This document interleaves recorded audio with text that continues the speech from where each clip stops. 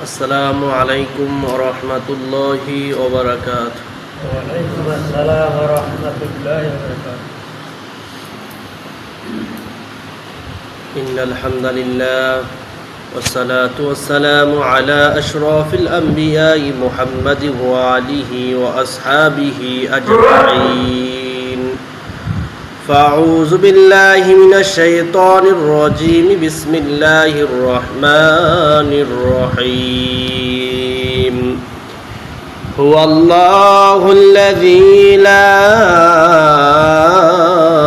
ইলাহা ইল্লা হু আলিমুল গায়বি ওয়াশ শাহাদাতি হুয়ার রহমানুর রহিম। হুয়াল্লাহুল্লাযী লা ইলাহা ইল্লা হু الملك القدوس السلام المؤمن المهيمن العزيز الجبار المتكبر سبحان الله عما يشركون. هو الله الخالق البارئ المصور له الأسماء الحسنى يسبح له ما في السماوات والأرض وهو العزيز الحكيم. صدق الله العظيم. মহান আল্লাহ তাআলার নিকট লাখ কোটি শুকরিয়া জ্ঞাপন করি এর জন্য।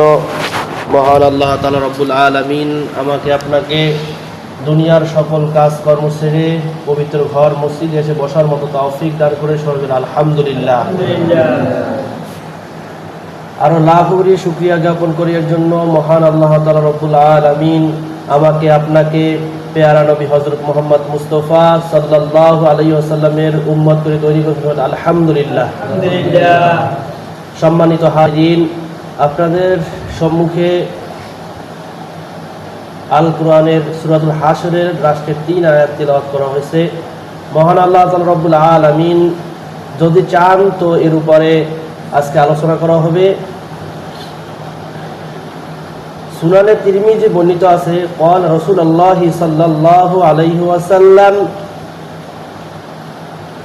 মান ক্বালা হিনা ইউসবিহু সালাসা মাররাতিন, মানে হচ্ছে সালাসা মাররাতিন, যে ব্যক্তি সকালবেলা 3 বার পড়বে আউযু বিল্লাহিস সামিউল আলিম মিনাশ শাইতানির রাজীম, আউযু বিল্লাহিস সামিউল আলিম মিনাশ শাইতানির রাজীম, আউযু বিল্লাহিস সামিউল আলিম মিনাশ শাইতানির রাজীম।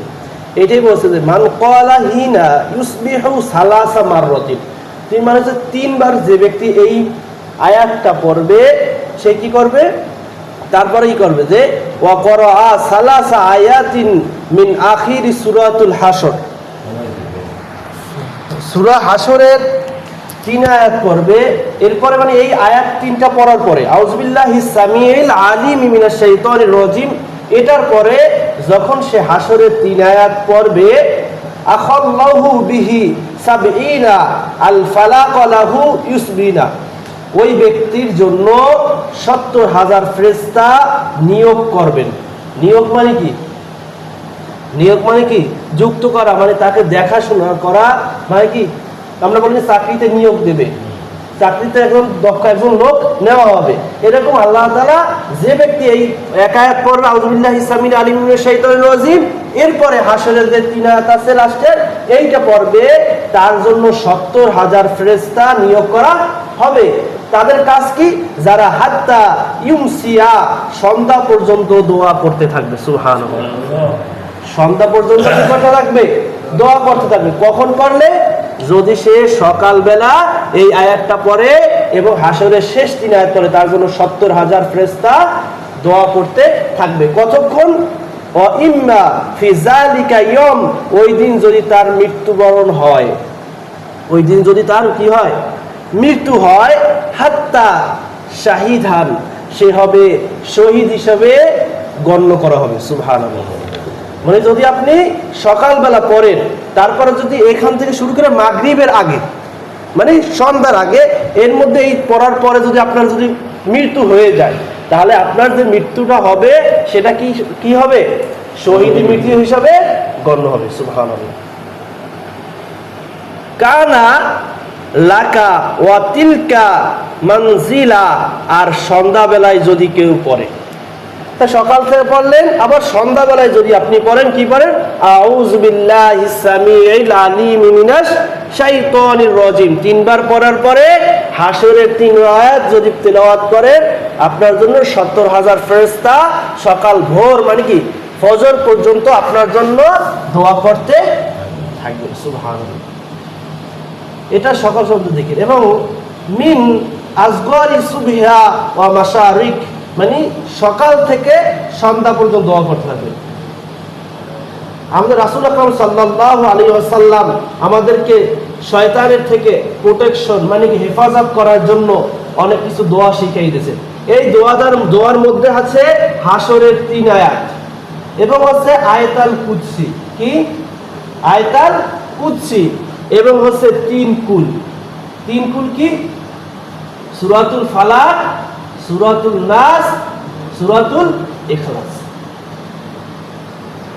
এই হাসরের দিনের ফজিলত হচ্ছে আল্লাহ তাআলা তার 14টি নাম উল্লেখ করেছেন। এই যে আমরা তো একটু আগে যে তেলাওয়াত করলাম, হাসরের দিনের তেলাওয়াত করলাম প্রথমে, এখানে আল্লাহ তাআলা কয়টা নাম রয়েছে? আল্লাহ তাআলার নাম রয়েছে কয়টা? 99টা নাম রয়েছে। এই 99টা নামের থেকে এই আল্লাহ তাআলা এই একটা আয়াতের মধ্যে 14টা নাম উল্লেখ করে দিয়েছেন। সুবহানাল্লাহ। মানে এইরকম পুরাশরীফ কোনো জায়গায় আল্লাহ তাআলার নাম একত্রে আসে নাই, কিন্তু এই একটা আয়াতে আল্লাহ তাআলার 14টা নাম এখানে বর্ণনা করা হয়েছে। আজকে আমরা এই 14টা নাম সম্পর্কে জানবো, যে আল্লাহ তাআলা এই 14টা নাম বললে কি আমাদের ফজিলত রয়েছে এই সম্পর্কে।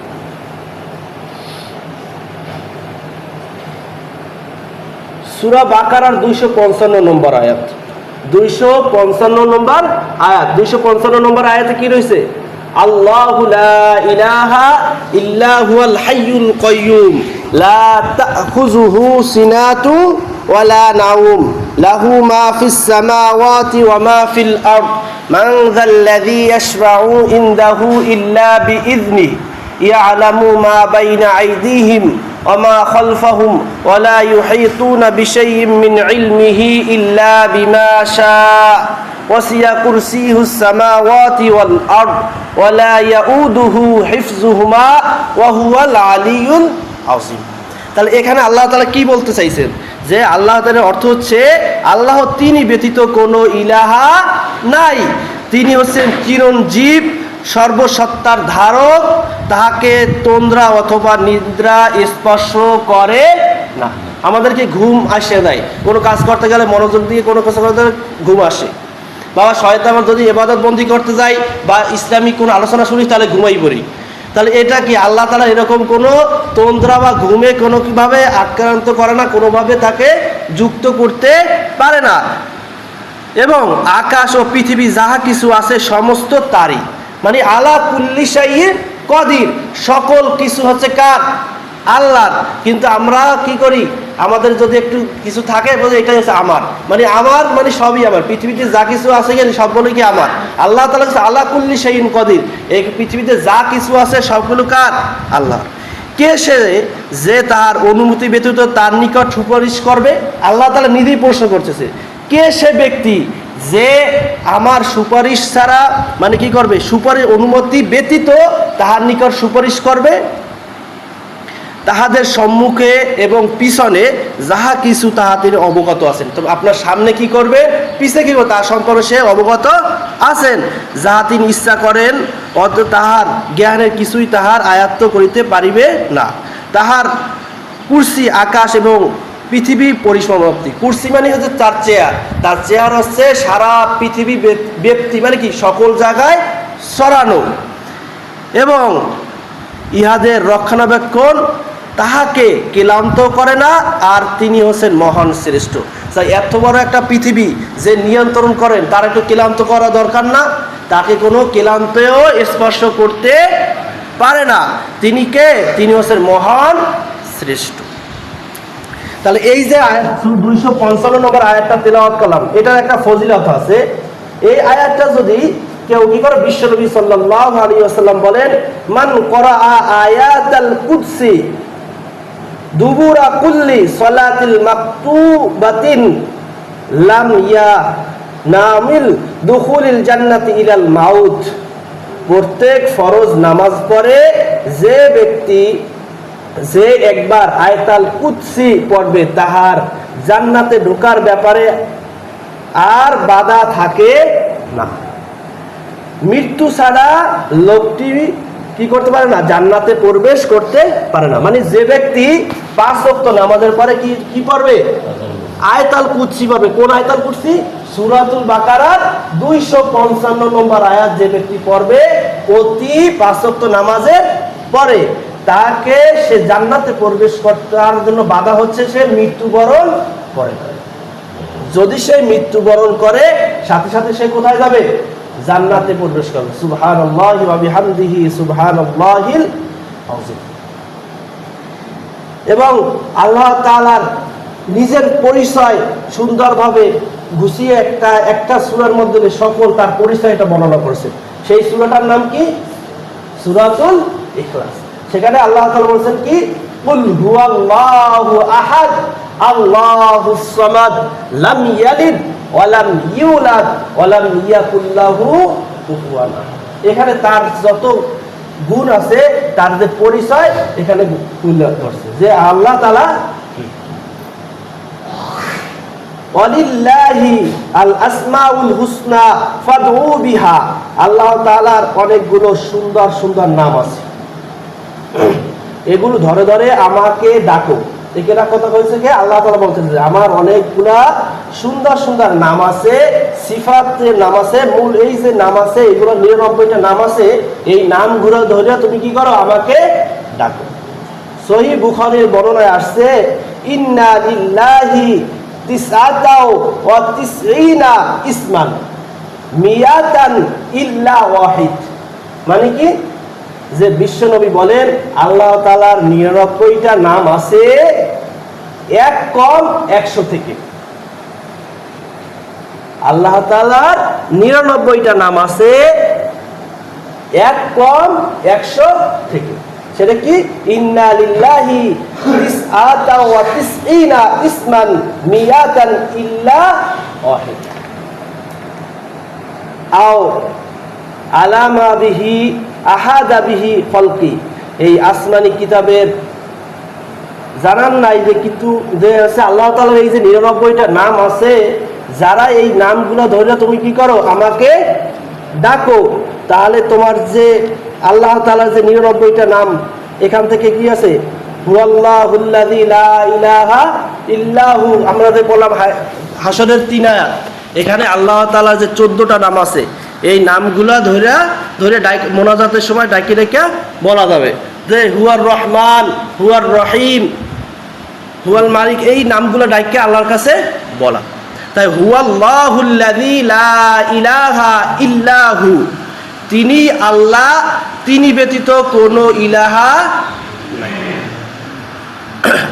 আলিমুল গায়বি ওয়াশ শাহাদাতি হুয়ার রহমানুর রহিম, তিনি অদৃশ্য ও দৃশ্যের পরিগত, তিনি দয়াময় এবং পরম করুণাময় অসীম দয়ালু। হুয়াল্লাহুল্লাযী লা ইলাহা ইল্লাহু আল মালিকুল কুদ্দুসুস সালামুল মুমিনুল মুহাইমিনুল আজিজুল জাব্বারুল মুতাকাব্বির সুবহানাল্লাহি আম্মা ইউশরিকুন। মানে তিনি আল্লাহ, তিনি ব্যতীত কোনো ইলাহা নাই। এটা হুয়াল্লাহুল্লাযী লা ইলাহা ইল্লাহু। এবার কি?